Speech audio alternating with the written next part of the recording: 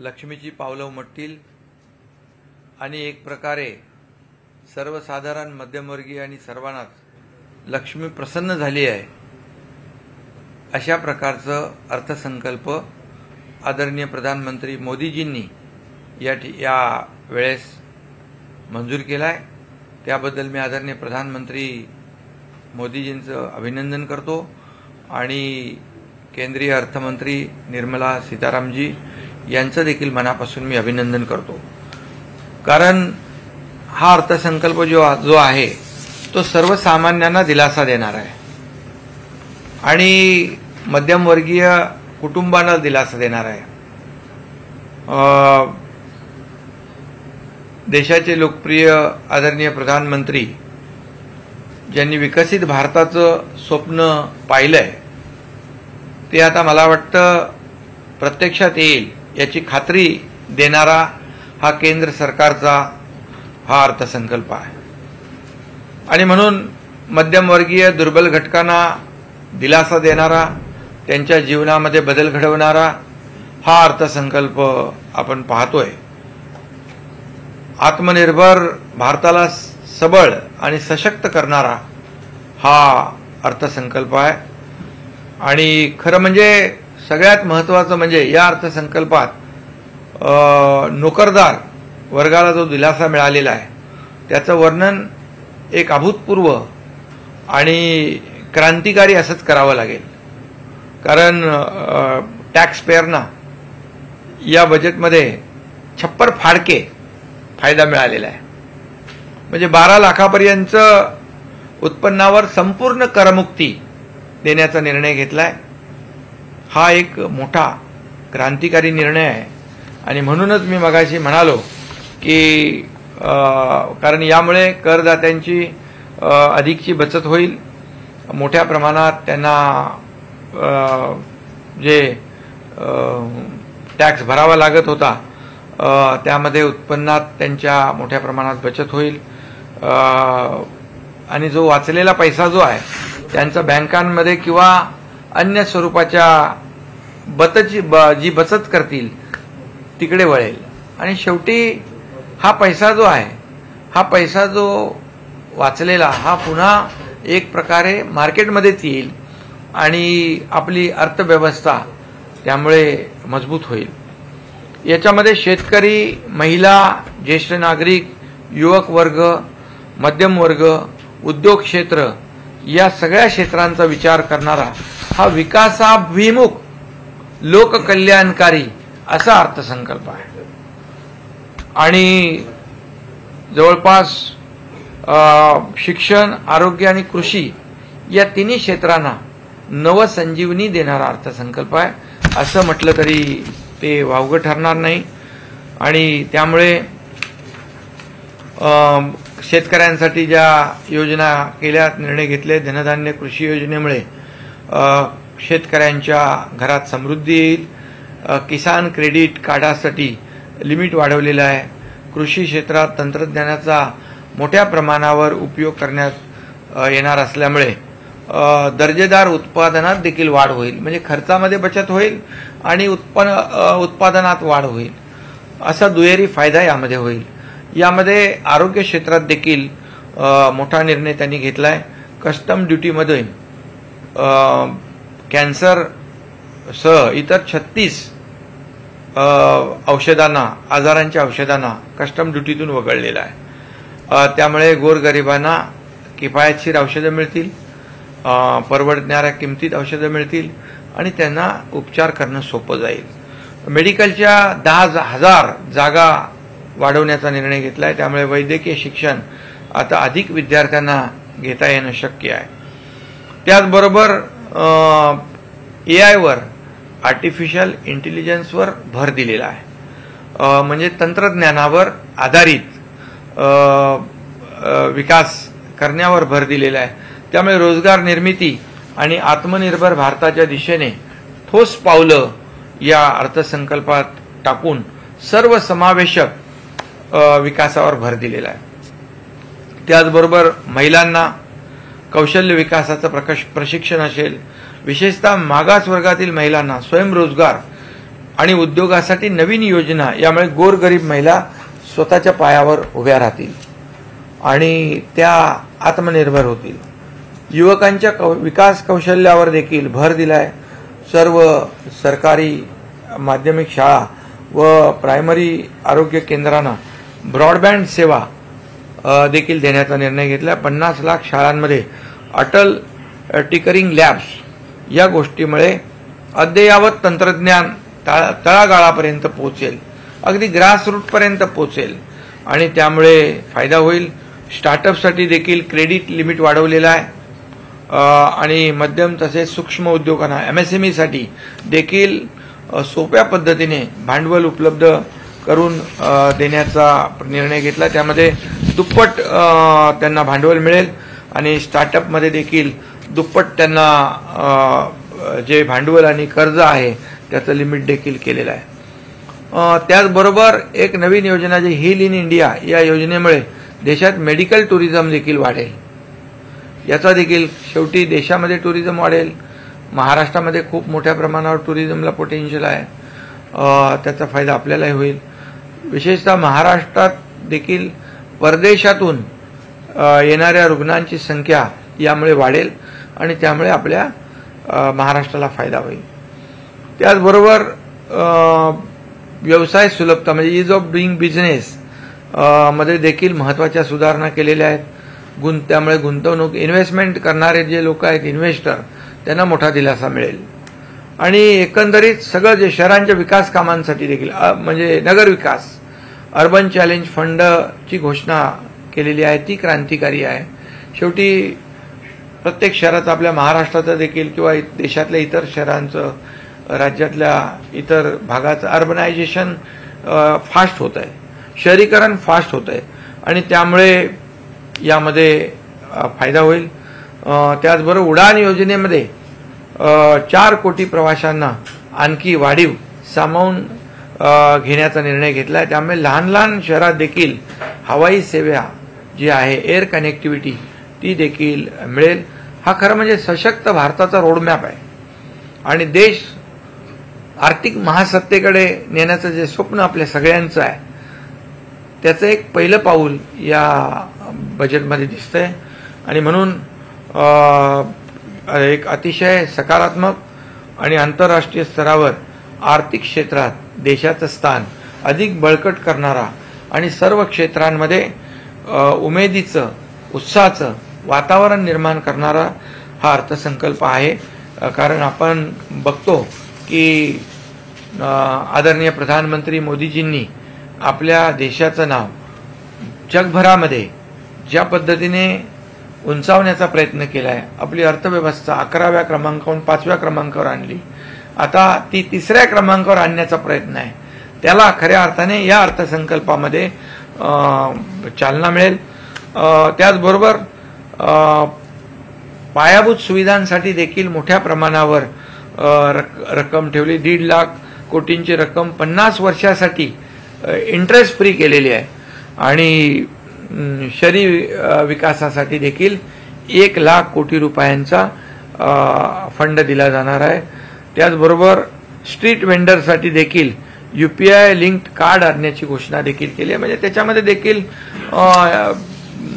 नियोजन होईल, शिस्त येईल आणि याचा फायदा सर्वसामान्य नागरिकांनाही होईल. आणि त्याचबरोबर जे आपले मजूर आहेत, मजुरांसाठी देखील ऑनलाईन प्लॅटफॉर्मवर काम करणाऱ्या कामगारांची ई-श्रम पोर्टलवर रजिस्ट्रेशन करून त्यांना ओळखपत्र देणार. म्हणजे ते असंघटित आहेत, त्यांचं कुठेही मोजमाप नाही आहे, पण अशा मजुरांसाठी देखील त्यांना आपण PM जन आरोग्य योजनेअंतर्गत आरोग्य सुविधा देखील मिळतील. त्यामुळे त्यांचंही जीवन जे आहे, काय त्यांना काय फिक्स असं काय त्यांचं उत्पन्न नाही आहे आणि त्यामुळे असंघटित कामगारांना देखील न्याय देण्याचा काम यामध्ये केलेलं आहे. त्यामुळेच मी म्हणालो की खऱ्या अर्थाने हा अर्थसंकल्प जो आहे, हा आपण लक्ष्मीची पावलं येती घरा, तोची दिवाळी दसरा म्हणतो आपण ना, तसं हा एक असा अर्थसंकल्प आहे की सर्वसामान्य मध्यमवर्गीय लोकांच्या घरात लक्ष्मीची पावलं उमटल्याशिवाय राहणार नाहीत. आणि त्यामुळे आदरणीय प्रधानमंत्री महोदयांना मी मनापासून त्यांचं अभिनंदन करतो, मनापासून त्यांना खूप खूप शुभेच्छा देतो. आणि गेल्या 2.5 वर्षामध्ये देखील महाराष्ट्रासाठी त्यांनी वाढवणसारखं 76 कोटीचा मोठा प्रकल्प, त्याचबरोबर आपलं मेट्रोसाठी, रेल्वेसाठी, रस्त्यांसाठी, फ्लायओव्हरसाठी, अनेक बुलेट ट्रेनसाठी अनेक योजनांसाठी त्यांनी आपल्याला पैसे दिलेले आहेत. त्यामुळे लाखो कोटी या महाराष्ट्राला देखील गेल्या 2.5 वर्षात त्यांनी दिले. आणि त्यामुळे या महाराष्ट्राला देखील आपल्याला पुढे नेता आलं. आपली जी एक रेल्वे केली ना, काय ती वंदे भारत, त्याच्या देखील अनेक ट्रेन्स महाराष्ट्रात कनेक्टिव्हिटीसाठी दिल्या. त्यामुळे एकंदरीत 2.5 वर्षात महाराष्ट्रामध्ये देखील खूप पैसे केंद्राकडून मिळाले. कारण केंद्र आणि राज्य सरकार जेव्हा एका विचाराचं असतं आणि मग आपण एका विचाराने विकासाचा अजेंडा घेऊन पुढे जातो, त्यावेळेस मग केंद्र देखील आपल्याला भरभरून देतं. आणि म्हणून मी पुन्हा एकदा आदरणीय प्रधानमंत्री नरेंद्र मोदीजी जे देशाला आर्थिक महासत्तेकडे नेण्याचं स्वप्न पाहत आहे, त्यांचं मनापासून अभिनंदन करतो. आणि केंद्रीय अर्थमंत्री निर्मला सीतारामजी यांचंही मनापासून अभिनंदन करतो. सर, लाडकी बहीण योजना तर केंद्र सरकार राबवणार असं म्हणत आहे, काय अशी माहिती आहे? बघा, आपल्या या बजेटचा फायदा, अर्थसंकल्पाचा, आपली तर योजना आहे लाडक्या बहिणींची. याच्यामध्ये महाराष्ट्रातले नोकरदार खूप जास्त आहेत, त्यांना त्याचा फायदा होईल. त्याचबरोबर करदात्यांना त्याचा फायदा होईल. कारण सर्व करदाते, जास्तीत जास्त करदाते हे महाराष्ट्रामध्ये आहेत. म्हणजे करदात्यांना बेनिफिट होईल आणि या क्रांतिकारी निर्णयाचा. आणि महाराष्ट्रातल्या आमच्या लाडक्या बहिणी, लाडके भाऊ, लाडके विद्यार्थी, लाडके शेतकरी, लाडके ज्येष्ठ, या सगळ्यांनाच याचा फायदा होईल. कोविड काळ असेल या नोटबंदी असेल, याच्यामुळे मोठा फटका बसला होता भारताला. त्याच्यानंतर पुढे सावरत महाराष्ट्र देखील सावरला. आणि महाराष्ट्रातलं कृषी, पर्यटन, पायाभूत सुविधा, उद्योग या सर्वांना बळकटी देणारा हा अर्थसंकल्प आहे. तर कोविड काळ असेल या नोटबंदी असेल, मोठा फटका बसला होता. त्यानंतर सर्व आता महागाई देखील वाढायला लागलेली आहे. अनेक दरामध्ये वाढ केलेली आहे प्रवासामध्ये. असं बघतात एकीकडे नाही, आता म्हणून याच्यामध्ये तुम्हाला एकीकडे जो बेनिफिट दिलेला आहे, सगळ्यात महत्वाचं म्हणजे तुम्ही 12 लाखाचं उत्पन्न ज्यांना आहे त्यांना तुम्ही याच्यातून पूर्ण सूट दिली आहे. त्यामुळे फार मोठ्या प्रमाणावर हा बेनिफिट जो आहे हा मध्यमवर्गीय नोकरदारांना मिळेल. आणि त्यामुळे एक मोठा दिलासा या बजेटमुळे लोकांना मिळालेला आहे. सर, अनेक टीव्ही असेल, इलेक्ट्रॉनिक ज्या वस्तू ते सुद्धा झालेले आहे आजच्या बजेटमध्ये. हो, मी मगाशी म्हटलं ना की कॅन्सर सारखे इतर 36 आजार जे आहेत त्या आजारांना कस्टम ड्युटीमधून सूट दिलेली आहे.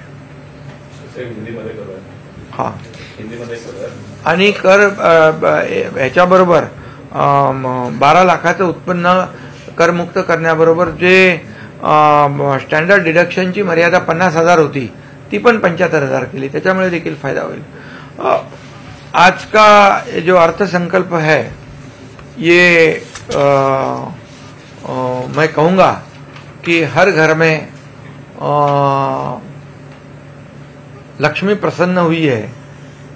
लक्ष्मी क्या कहते हैं उसको, लक्ष्मी के पाव कदम हर घर में पड़े हैं. जैसे मराठी में कहावत है, लक्ष्मी येती घरात तोची दिवाळी दसरा. वैसे इस अर्थसंकल्प में लोगों के जीवन में दिवाली दसरे जैसा आनंद लेकर ये बजट आया है. इसका मैं स्वागत करता हूं और देश को महासत्ता की ओर ले जाने का सपना देखने वाले आदरणीय प्रधानमंत्री नरेंद्र मोदी जी का अभिनंदन करता हूं और उनको बहुत बहुत महाराष्ट्र की ओर से धन्यवाद देता हूं। और हमारे केंद्रीय अर्थ मंत्री निर्मला सीताराम जी, इनका भी अभिनंदन करता हूं। ये पहला कदम है देश को आर्थिक महासत्ता की ओर ले जाने वाला। जो के अर्थ संकल्प है, ये सामान्य लोगों को, मिडिल क्लास को ये एक बहुत बड़ी ताकत देने वाला है। मैं कहूँगा कि ये तो देखेंगे हम तो एक टैक्स पेयर जो है उनको 12 लाख तक का टैक्स माफ कर दिया है, उनका स्टैंडर्ड डिडक्शन का लिमिट बढ़ा दिया है। ये एक तरह से छप्पर फाड़ के लोगों को अर्थ संकल्प में देने की कोशिश केंद्र सरकार ने की हुई है।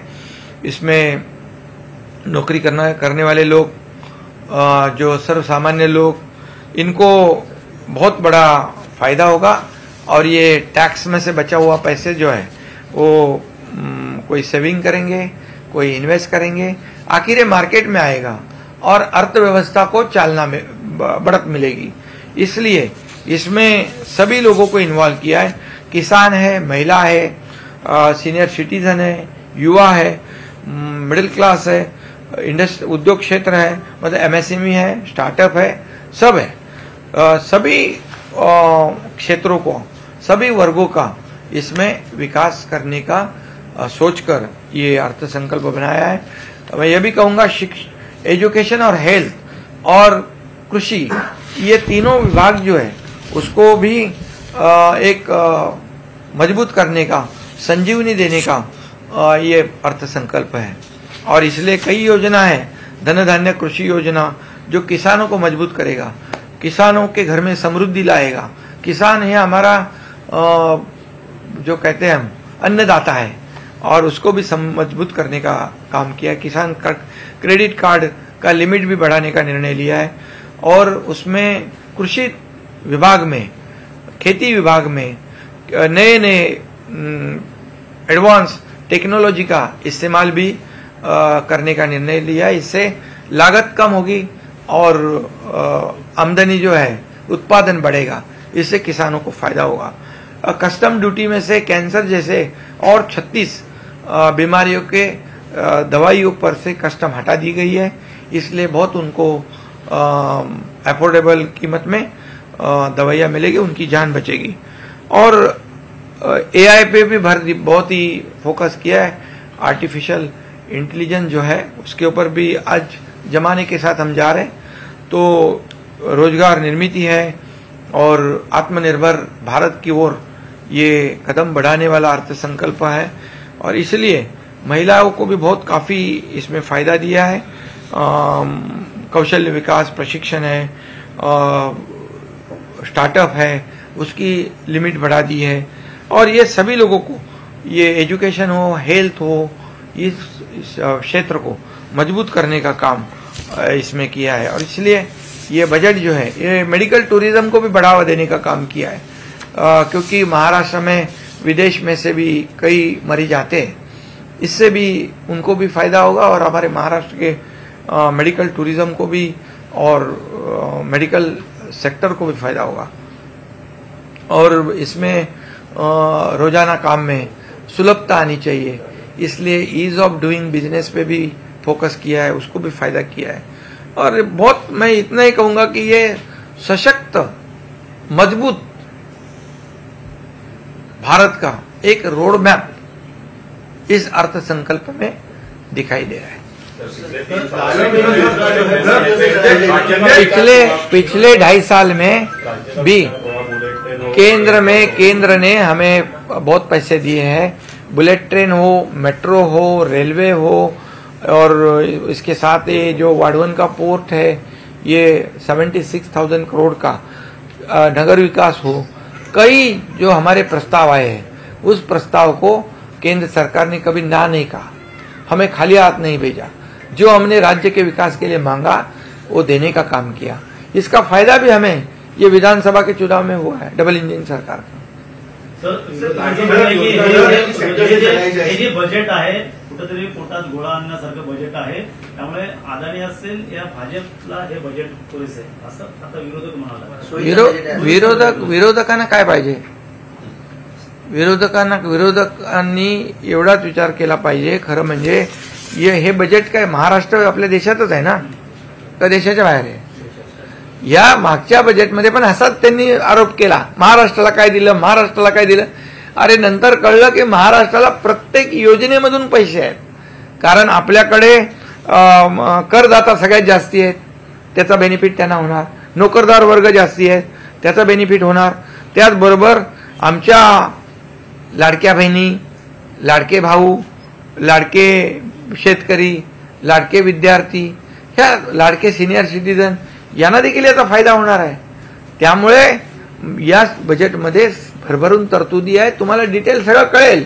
आणि मग विरोधक मागच्या वेळेस पण असंच बोलले, नंतर डिटेलमध्ये त्यांना कळलं महाराष्ट्राला या या योजनेमध्ये पैसे आहेत, या योजनेत पैसे आहेत, मग त्यांची तोंड गप्प झाली. त्यामुळे आता देखील संध्याकाळी त्यांचे आवाज बंद होतील. मी एवढंच सांगतो, बजेटने किंवा या अर्थसंकल्पात महाराष्ट्राला काय दिलं हे विचारण्यापेक्षा महाराष्ट्राने तुम्हाला या विधानसभेत काय दिलं याचं आत्मचिंतन, आत्मपरीक्षण विरोधकांनी करावं. पृथ्वीराज चव्हाण असं म्हणतायत की आताचा जो युनियन बजेट आहे हा निराशाजनक आहे. जे निराश झालेले लोक आहेत त्यांना आशावादी कसं करता येईल? कारण या महाराष्ट्रातल्या जनतेने त्यांना विधानसभेत निराश करून टाकलेलं आहे. कारण काम करणाऱ्या लोकांच्या मागेही महाराष्ट्राची जनता राहिली आणि म्हणून लँडस्लाईड मॅन्डेट या महाराष्ट्रातल्या जनतेने महायुतीला दिलं. त्यामुळे महाविकास आघाडीची स्वप्न भंग पडली. त्यांनी मंत्रिमंडळ प्रस्तावित मंत्रिमंडळ तयार केलं होतं, 5 स्टार हॉटेल बुक केले होते. हे सगळे आपल्या महाराष्ट्रातल्या जनतेने त्यांची बुकिंग रद्द केली आणि त्यांना घरी पाठवलं. त्यामुळे ते निराश झालेले आहे. मी काय कोणाच्या वैयक्तिक बोलत नाही. पृथ्वीराज बाबा तसा माणूस सज्जन आहे, पण हे महाविकास आघाडी जी आहे ती निराश झालेली आहे. आणि म्हणून हे एवढं लोकांनी डोक्यावर घेतलेलं बजेट, यामध्ये सर्व घटकांना न्याय दिलेला आहे.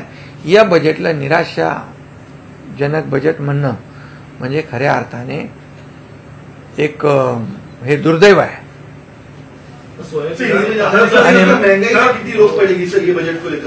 ये बजट में कपास, सोयाबीन को भी ध्यान में रखा है, उसमें भी कुछ बदलाव लाने की बात भी की है. इसलिए किसानों को भी केंद्र बिंदु मानकर इसमें काम किया है. इसलिए ये किसानों का, आम आदमी का, महिलाओं का, सभी लोगों का, हर वर्ग के लिए बहुत दिलासाजनक ये बजट है. मैंने पहले ही कहा कि ये छप्पर फाड़ के देने का काम, किसको एक्सपेक्टेशन नहीं था इतना, ये एवढं अपेक्षित नव्हतं. परंतु आदरणीय मोदी साहेबांनी तिसऱ्यांदा या ठिकाणी त्यांना देशाने कौल दिला. तिसऱ्यांदा त्यांनी प्रधानमंत्री पदाची हॅट्रिक केली आणि महाराष्ट्रात देखील एकतर्फी विजय मिळाला. आणि म्हणून शेवटी ज्या लोकांनी आपल्याला हॅट्रिक साध्य करून दिली, ज्या लोकांनी आपल्या मागे उभे राहिले, त्या सर्वसामान्य लोकांना अर्थसंकल्पातून दिलासा देण्याचा प्रयत्न केलेला आहे. मला सांगा यापूर्वी काँग्रेस असेल, कुठलं इंडिया आघाडी असेल, इंडिया अलायन्स असेल, हे काय म्हणायचे? काँग्रेस म्हणायचे गरीबी हटाओ, गरीबी हटाओ, गरीबी हटाओ. हटली गरीबी, गरीब हटला, गरीबी हटी नहीं, गरीब हट गया. लेकिन मोदी जी ने 35 करोड़ लोगों को गरीबी से ऊपर उठाया, उनका जीवनमान ऊंचा कराया. और 80 करोड़ लोगों को मुफ्त में राशन देने का निर्णय किसने लिया है? उसको आगे 5 साल को बढ़ाया किसने किया है? आदरणीय प्रधानमंत्री मोदी जी ने किया है. योजना सेंटर की तरफ से यूज की जाएगी तो महाराष्ट्र का उसका बजट देना कम होगा, तो उसको लगता है फायदा होगा इससे. देखिए, हम महाराष्ट्र और केंद्र सरकार एक ही है, एक विचारधारा की पार्टी है हमारी, सरकार है एक विचारधारा वाली. क्या विचारधारा हमारा? लोगों की सेवा करना, लोगों को न्याय देना, लोगों का विकास करना और ये राज्य का और देश का विकास करना, ये देश की प्रगति करना, राज्य की प्रगति करना, यही हमारा एजेंडा है। सर संजय संजय शिरसाट असं म्हणालेले आहेत की उद्धव ठाकरे आणि एकनाथ शिंदे यांना एकत्र आणण्यासाठी प्रयत्न करणार असल्याचं. अरे बाबा, त्यांनी मला फोन केला होता, त्यांनी काय म्हटलं ते तुम्ही छापत नाही, दुसरंच छापताय आणि याच्यावर खासदार श्रीकांत शिंदेनी तिकडे बाईट दिलेली आहे, त्यामुळे मी त्याच्यावर काय बोलत नाही. शास्त्री कुठेतरी पाठराखण करत आहे मुंडे यांची. आज चांगला दिवस आहे, एवढा आनंदाचा दिवस आहे, हे लोकांच्या जीवनामध्ये लक्ष्मी प्रसन्न झालेली आहे. तर तुम्ही आता हे बाकी विषय आज नका, उद्या आपण भेटू आणि उद्या सोनिया गांधी ने राष्ट्रपति को पुअर लेडी करके कहा था, इस चीज को आप किस तरीके से? देखिए, राष्ट्रपति एक सर्वोच्च पद है, सर्वोच्च पद है. जब अन्य राष्ट्रपति थे जो दूसरे पार्टियों के थे, राष्ट्रपति किसी पार्टी का नहीं होता है, राष्ट्रपति पूरे देश का एक प्रथम नागरिक, सर्वोच्च स्थान पे बैठा हुआ एक पद है वो. और ऐसा उनके बारे में कहना ये बहुत ही दुर्भाग्यपूर्ण है. और मुझे लगता है कि ये बजट देकर निराशाजनक वक्तव्य उन्होंने किया होगा. तो मैं इतना ही कहूँगा कि जब इससे पहले भी जो राष्ट्रपति थे उनका भी हम सभी लोग सम्मान करते थे, और अभी जो राष्ट्रपति हमारी द्रौपदी मुर्मू मैडम है, वो उनका भी सम्मान पूरा देश ने करना चाहिए. राज ठाकरे सामनातून समर्थन केलंय त्यांच्या भूमिकेचं, त्या संदर्भात कुणाच्या भूमिकेचं? राज ठाकरेंची भूमिका घेतली, भाषणातून जे बोलले होते त्याचं समर्थन सामनातून केलं. त्यांनी नैराश्य दाखवले की सामनाने केलंय. अच्छा, मग ते जे मोदीजींच्या आणि अमितभाईंच्या आणि आमच्या महायुतीच्या विरुद्ध बोलतील, ते एक वाईट बोलू दे, चांगलं बोलू दे, त्याचं समर्थन तर सामन्यामध्येच होणार ना. कारण आमच्या विरुद्ध आरोप करणं, आमच्या विरुद्ध बोलणं, शिव्याशाप देणं हे त्यांचं कर्तव्य आहे आणि ते कर्तव्य पार पाडतायत. त्याच्याबद्दल मला काही जास्ती बोलायचं नाही. प्रवीण दरेकरच्या आरोपणांचा एसआयटी स्थापन झालेली आहे. कुठेतरी फडणवीस आणि शिंदेना खोट्या गुन्ह्यामध्ये अडकवण्याचं काम षडयंत्र सुरू होतं, त्या संदर्भातल्या एसआयटी आता स्थापन झाली. नाही, यामध्ये महाविकास आघाडीमध्ये असताना मी यापूर्वी देखील म्हणालेलो आहे की त्यावेळेस देवेंद्रजी विरोधी पक्ष नेते होते, मी महाविकास आघाडीत होतो, मंत्री होतो, आणि देवेंद्रजींच्या बरोबर इतरही काही 3-4 लोक यांना देखील खोट्या गुन्ह्यामध्ये अडकवण्याचा प्लॅन होता. आणि त्याच्यामध्ये आणि एक जी व्हिडिओ क्लिप निघाली त्याच्यामध्ये देवेंद्रजी आणि एकनाथ शिंदे या दोघांना त्या खोट्या गुन्ह्यामध्ये अडकवण्याचा प्लॅन झाला होता. ही वस्तुस्थिती होती. आणि हे खरं म्हणजे दुर्दैव आहे, देवेंद्रजी तर विरोधी पक्ष नेते, पण मी तर सत्ताधारी पक्षातला होतो. आणि पण तो मौका, संधी त्यांना मिळाली नाही, कारण मी सरकारच पलटवून टाकलं.